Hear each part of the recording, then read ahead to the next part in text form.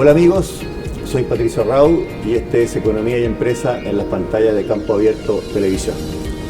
En esta ocasión tenemos un muy destacado invitado.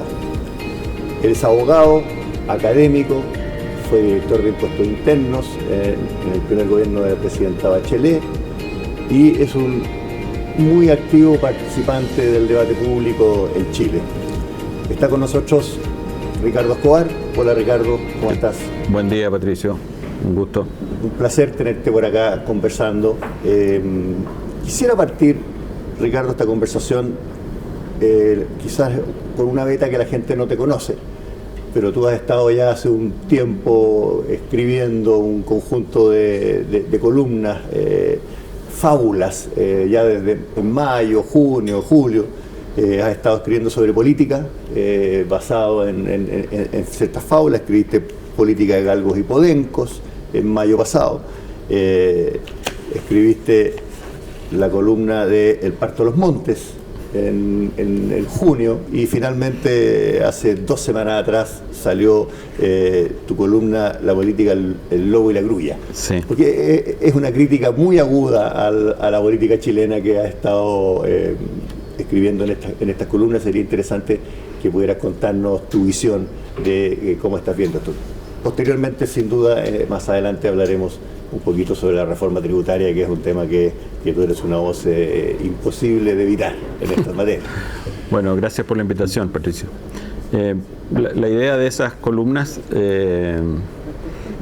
surgió, como lo dice la primera, la verdad que de vuelta de un viaje escuché una discusión que ya no me acuerdo cuál era en este minuto, pero era bastante trivial, pensando en los problemas de verdad grandes que vienen hacia adelante para Chile y que además son parte de la realidad global que tenemos. Y entonces me acordé efectivamente de una fábula que leí cuando niño, de un libro que me regaló la abuelita Irene, que era la de la fábula esa de los conejos, de los galgos y los podencos, en la que hay 2 conejos en el campo y de repente escucha uno unos perros y dice: vienen unos galgos, arranquemos. Y el otro escucha y le dice: no son galgos, son podencos.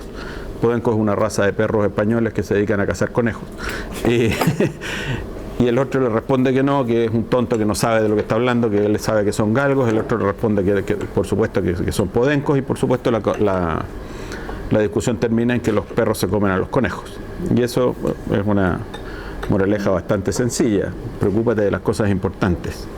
Y cuando vemos discusiones en el ámbito político sobre temas extremadamente accesorios, en mi opinión, cuando hay problemas grandes, importantes, que requieren grandes acuerdos, que requieren pensar más allá de un gobierno para poder enfrentarlos, que requieren compromisos presupuestarios de largo aliento y que sobre todo requieren un trabajo serio, un estudio probablemente prolongado y una ejecución sobre todo con mucho cuidado, y nosotros estamos discutiendo sobre si poner un baño de niños, o no sé cómo se llame a estas alturas, para más o menos en el internado Barros Arana o en el Instituto Nacional, y ese es lo que ocupa la prensa y es lo que ocupa a nuestros políticos. Uno dice: aquí estamos en un problema, porque estamos como los perros estos discutiendo temas menores mientras hay los conejos,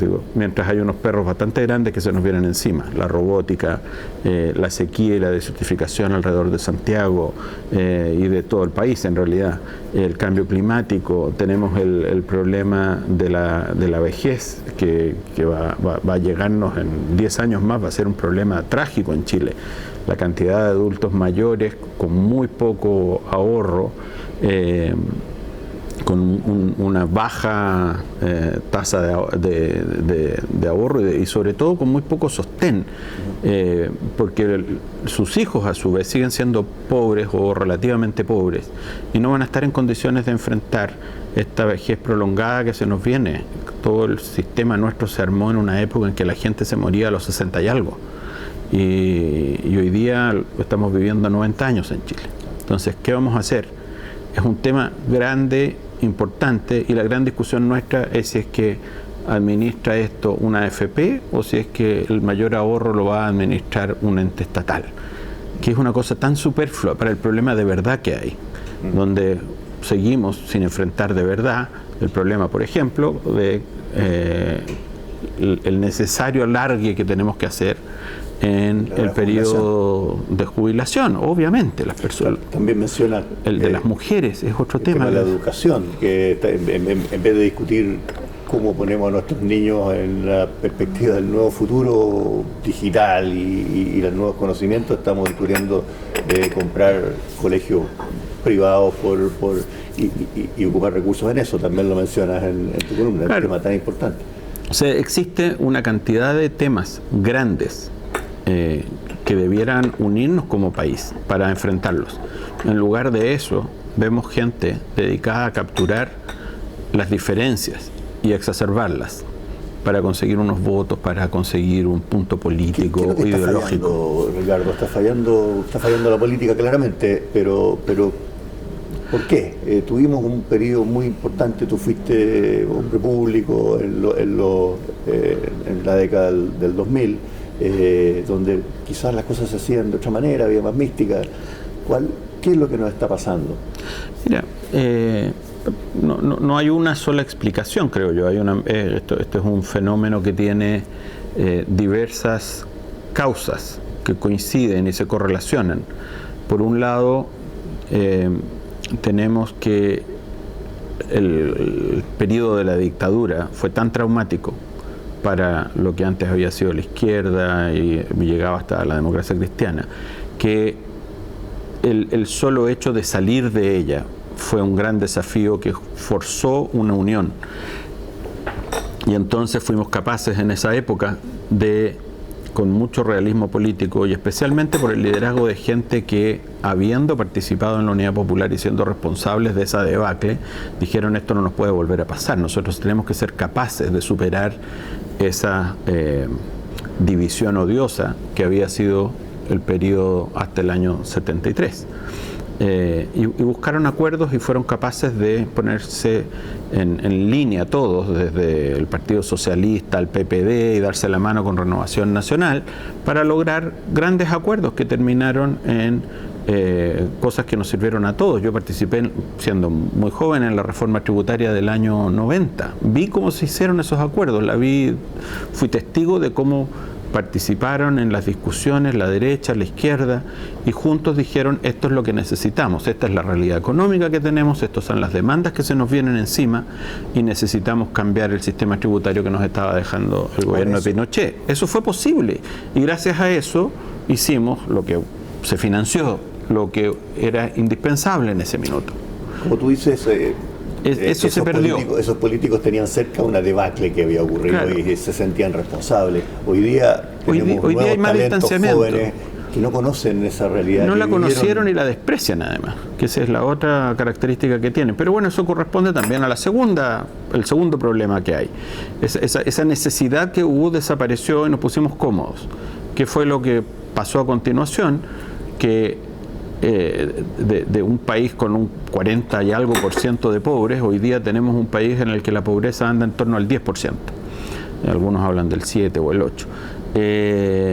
Y con esos niveles de pobreza, resulta que de repente los votos de los pobres ya no fueron importantes. Y lo que importa ahora son los votos de una clase media, que para mi gusto está bien, en el sentido de que desde luego hay necesidades de la clase media, pero el dilema que tenemos enfrente es un dilema ético mucho mayor. No podemos darnos el lujo de dedicarnos a la gratuidad universitaria, por ejemplo, si al mismo tiempo tenemos gente pobre que tiene problemas para alimentarse todos los meses, digamos, y llevar a sus hijos a un colegio en toda la zona rural de Chile. Y estamos hablando de 2 o 3 millones de personas. Es mucha gente que todavía sigue en la pobreza. Y resulta que toda nuestra política está orientada a la captura de votos de los sectores de interés que correspondan. Y entonces, donde los que se han organizado, por ejemplo, fueron en su minuto los universitarios, les dimos atención a los universitarios, saltándose otras prioridades, sin ponernos de acuerdo en cuáles otras eran las cosas que había que hacer. Entonces, ¿eso qué refleja? Una falta, para mi gusto, de liderazgo político en el buen sentido de la palabra. Porque el liderazgo político no es solo el acoger lo que sea popular y tratar de llevarlo adelante y convertirlo en votos. Eso es efectividad política quizás, pero no es liderazgo político. Un líder tiene que ser capaz de llevar una idea, un valor al frente y ponerlos en práctica junto con una prioridad, que aquí no se ve. Aquí uno ve que las prioridades cambian según lo que sea la noticia de la semana. Entonces, los grandes perros del momento que se nos vienen encima siguen ahí, siguen ladrando, se siguen acercando, pero nos olvidamos de ella, porque esta semana fue el corte de agua en Osorno, entonces tenemos que regular el tema de las sanitarias. La semana siguiente o la anterior pasó no sé qué cosa, entonces nos vamos a dedicar al tema de los baños en los colegios. Y si la semana siguiente fue un problema en el aeropuerto, entonces nos dedicaremos a los aeropuertos. Haciendo política para la noticia de la semana, nunca nos vamos a hacer cargo de los problemas grandes. En la segunda fábula también criticas esta idea de hacer proyectos rimbombantes que pareciera que terminan cuando se realiza el proyecto y no cuando se ponen a la práctica y nos ponemos de verdad a trabajar en llevar a cabo esas tareas. Te refieres a los proyectos de gobierno en muchos casos o de políticos que hacen un planteamiento muy general y que nos hacen cargo después de llevarlo a la práctica. Claro, esa fue la fábula del Pacto de los Montes, donde hay un gran ruido y al final sale un ratoncito caminando de los cerros. Y uno dice, bueno, uno esperaba que saliera un animal fabuloso, algo extraordinario desde los cerros que temblaban, y al final camina una laucha. Entonces, esa fábula lo que nos habla es de la diferencia entre o el desconfiar de los grandes ruidos, de los aspavientos, de la gente que hace una gran alaraca para al final producir muy poco. Entonces, hoy día tenemos mucha política dedicada a la galería, a darle frases rimbombantes al diario cada mañana, ojalá salir una cuña, ojalá que me den 30 segundos en el noticiero central. Y eso es todo lo que importa. O presentar un proyecto de ley, pero no hacerse cargo. ¿Cómo se hace eso? ¿Cómo se hace eso? Bueno, se hace por la vía de anunciar grandes cosas. Y entonces sacamos, esta semana fue el problema del agua, entonces hacemos el gran proyecto de agua para todos los chilenos. Y entonces sacamos no sé qué cosa, se firma un decreto, se presenta un proyecto de ley al Congreso, se tramita, se anuncia, el diputado tal o el senador cual se oponen, y eso es la gran discusión. Y entonces, después de que se firma el proyecto, se van todos para la casa a pensar el siguiente proyecto. Y resulta que el problema que había que resolver se resuelve exclusivamente con las palabritas que quedaron en un diario oficial. Y resulta que, cuando estamos hablando de la educación pública, de la salud, de la seguridad, de control de la delincuencia, de los problemas medioambientales, de la necesidad de competitividad que tienen que tener nuestras empresas, todos esos son problemas extremadamente complejos, que gestionarlos es el problema más importante al final del que hay que hacerse cargo, porque si tú no te haces cargo de la gestión de una idea, queda simplemente en la idea. Yo soy abogado, aprendí no me acuerdo cuántas leyes y no me acuerdo el número de leyes que había cuando yo me gradué hace 30 años atrás, pero debemos haber ido en la ley 18.000 y algo.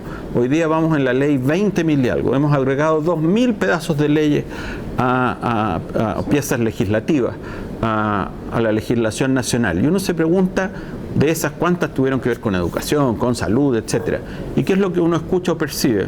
La salud sigue siendo atendida más o menos del mismo modo en los hospitales públicos. La educación pública sigue igual o peor que hace 30 años.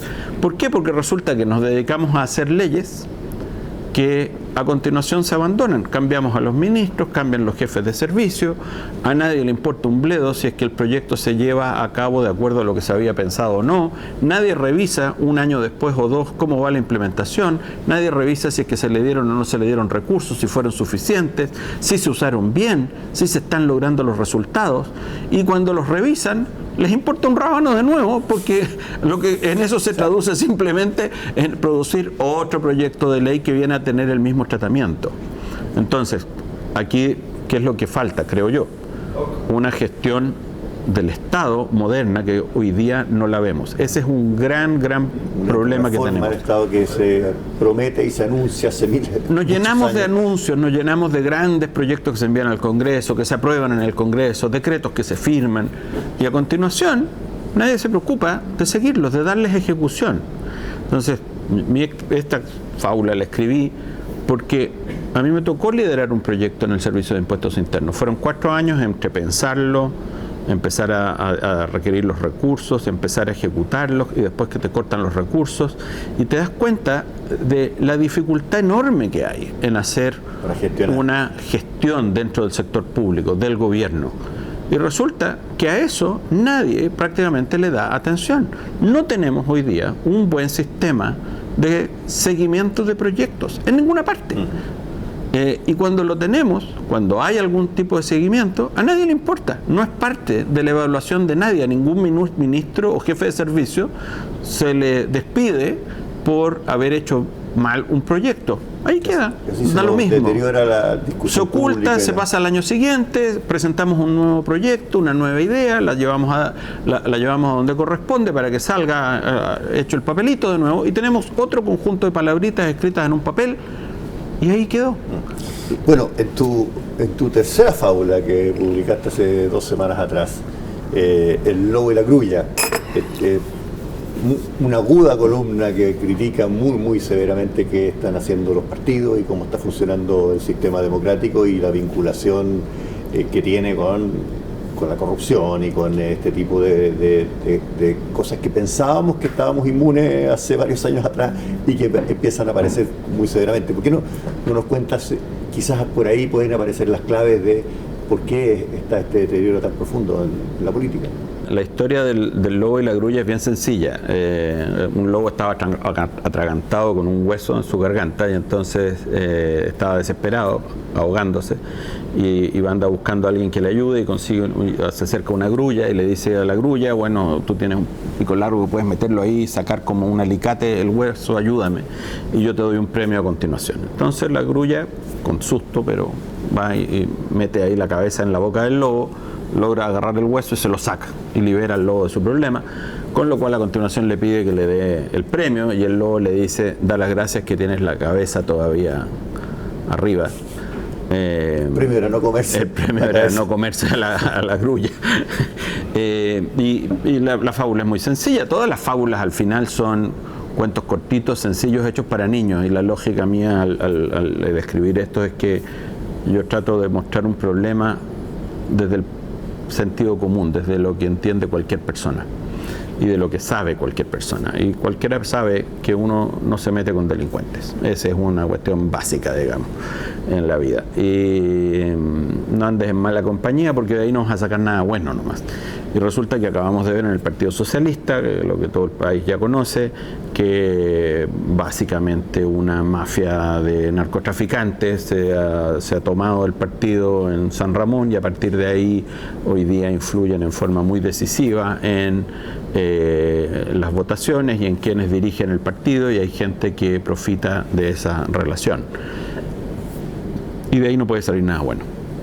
Y entonces yo escribí esa columna luego de leer un documento que presentó al Partido Socialista Óscar Guillermo Garretón, poco antes de renunciar al partido, cuando le pidieron que hiciera un diagnóstico de la situación, de cómo veía él la izquierda en general, el Partido Socialista en particular, y qué se podía hacer hacia adelante mirando la crisis que había. Y él hizo un lindo documento donde muestra su visión con la experiencia que tiene, habiendo cometido todos los errores que cometió él y otra gente como él durante la Unidad Popular, y habiéndose dado cuenta de dónde llevaron al país, cómo a continuación cambiaron eso y se tradujo en su época en la Concertación, y cómo eso hoy día ha sido abandonado y ha sido negado, y cómo además el error obedece a una doctrina que mal entiende la realidad, ignora la realidad, y se aparta de la sociedad para preocuparse del Estado.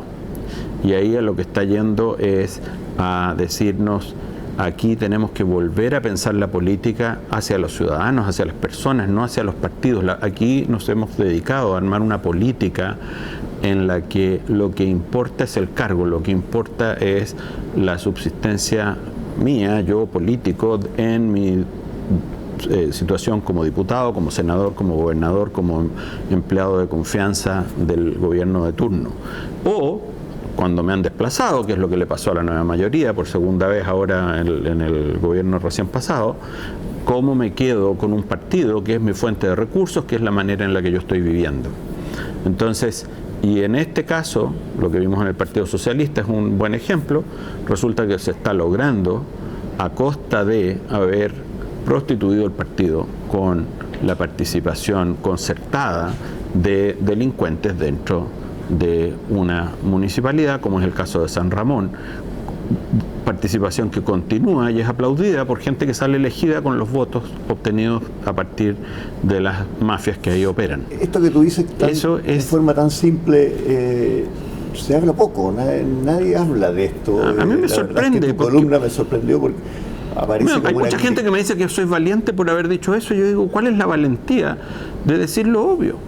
Si los ciudadanos... El resto de los partidos no ha criticado el tema, se han quedado muy en silencio. Todos se quedan callados. A mí me sorprende. Sospecho que además de alguna como decía mi abuela, algún lobito y alguna grulla deben tener metida por allá adentro, porque es lo que uno ve es que esto no solo es en los partidos, está ocurriendo en todos los niveles. Hemos visto cómo hay mafias o corrupción dentro de empresas públicas, y entonces se arman escándalos cada cierto rato porque un pariente de no sé quién dentro de Codelco tiene una empresa a la que se le asignan a dedo los contratos, o en ENAP pasa lo mismo con algunas otras gentes, o pasaba con algunas otras gentes, o antes pasó con las Fuerzas Armadas, la misma historia, los jueces estos de Rancagua que fallaban a favor de los abogados que les daban coimas al parecer. Entonces, cuando uno entra en ese camino, uno se pone en un problema grave, pero además pone el problema a la sociedad. Uno se pone en un problema grave porque una vez que te metiste ahí, te corrompes. O sea, si es que te va bien, te corrompes, ¿ya? Porque te acostumbras a vivir de la sinvergüenzura. Te acostumbras a vivir de la sinvergüenzura, de la coima, ya no basta tu sueldo, ahora tienes que vivir de esto, ya tu puesto no te lo ganaste por ser una buena persona que hace bien su trabajo, te lo ganaste por mala lid, obteniendo votos que no vienen gratis, vienen de gente que está trabajando en una municipalidad, o por lo menos recibiendo un sueldo de una municipalidad sin trabajar en ella, sin aptitud para la que está contratado, y desperdiciándose recursos, que es la tragedia pública al final. O sea, cuando uno mira lo que pasa en Brasil, por ejemplo. Brasil es un país que tiene una recaudación tributaria lejos la más alta de América Latina, lejos la más alta, o sea, sobre el 30% del PIB en impuestos, y resulta que tiene una de las administraciones públicas más ineficientes de la región. Lo más caro que hay, pésimo servicio, un botadero de plata que está ahí por la captura que ha hecho la burocracia del Estado. Se produce un círculo vicioso en que se empieza a justificar el Estado por sí mismo. Dejaron de preocuparse de la sociedad, están preocupados de ellos, del Estado como una captura. Nosotros pensábamos que estábamos libres de esta corrupción, y nosotros la tenemos por todos lados. Ha aparecido, está por todos lados, y la ves hoy día con carabineros, la ves en las municipalidades y las direcciones de obras, la ves en el Servicio Nacional de Aduanas, aparece cada cierto rato en los tribunales, lo estamos viendo malas prácticas en la Fiscalía, en el Ministerio Público. Entonces uno dice, esto hay que pararlo, y no puede ser indiferente. No puede ser que la gente esté preocupada todos los días del último reality, del último homicidio, violación o lo que sea, pero que no haya una reacción fuerte, una reacción escandalizada, en el sentido de que no se tolera frente a este tipo de situaciones. Y por eso que yo creo que que yo escriba algo como eso me parece trivial. Lo valiente es lo que hizo Óscar Guillermo Garretón, que se los dice en su cara a su gente. Lo que uno escucha de mucha gente, de lo que antes fue la Concertación y después la Nueva Mayoría, es que dicen nos equivocamos, fue terrible y no sé qué, pero se lo dicen solamente a los amigos y cuando están calladitos entre ellos. Pocos se paran y dan la cara y dicen nos equivocamos. Tú estás haciendo estas contribuciones y estás escribiendo estas columnas porque tienes alguna esperanza de que esto se corrija. Los partidos políticos deben volver a ser esa instancia de la sociedad intermedia, de la sociedad civil que ayude a que nuestra democracia funcione mejor. Quizás, ¿cuál es tu mirada hacia adelante? ¿Esto va necesariamente en un tubo de perdición o vamos a encontrar el camino de vuelta para limpiar esta yo creo que hay que sumar voces, porque la política al final es un juego también de oferta y demanda. En la medida que demandemos mejores políticos, va a haber mejores políticos, va a aparecer esa oferta de mejores políticos. Si la gente es indiferente a quien esté gobernándonos y les da lo mismo votar por un señor que lo único que hace son anuncios grandilocuentes de vez en cuando, pero no ejecuta nada bien, no se hace cargo de los grandes problemas, claro, vamos a seguir teniendo un país de esa naturaleza. Pero si empezamos a decir lo contrario, queremos gente buena, no le voy a dar mi voto a un sinvergüenza, entonces hay otra gente que va a pararse, va a llenar ese vacío. Gente que no es sinvergüenza, gente que es eficiente administrando los recursos públicos, tienen que aparecer. Y de eso se trata, hay que movilizar a la voz pública. Tenemos que hacer que estos temas sean de todos. Y de eso se trata. Ahora, escritos así, lo que buscan es mostrar que esto es bastante evidente, es sentido común, no hay que ser un cientista político ni tener un doctorado en Harvard para darse cuenta, digamos. Esto lo entiende cualquier persona en cualquier parte, cualquiera sea su estrato social. Pero lo que sí ocurre es que no es tema, entonces hay que instalarlo. Yo creo que hay que instalarlo y uno cumple un rol teniendo estas conversaciones, como lo estás haciendo tú con este tipo de programas. O sea, esa es nuestra contribución, si es que se puede, a que esto cambie. Bueno, Ricardo, el tiempo pasa volando, ha sido una muy entretenida conversación. Vamos a esperar ansioso tu próxima fábula, porque espero que sigas contribuyendo. Eres un destacado profesional que ha hecho mucho aporte al país, que veo que lo sigues haciendo, así que te invitaremos en un futuro próximo a conversar sobre las próximas fábulas, así que muchas gracias por aceptar. De nada, gracias a ti, Patricio. La próxima va a ser sobre la zorra y la cigüeña. La zorra y la cigüeña. Bueno, la fábula de la abuela Irene de Ricardo Escobar. Así que, bueno, amigos, esto ha sido Economía y Empresa en las pantallas de Campo Abierto. Será hasta la próxima ocasión en que tengamos un nuevo invitado para conversar.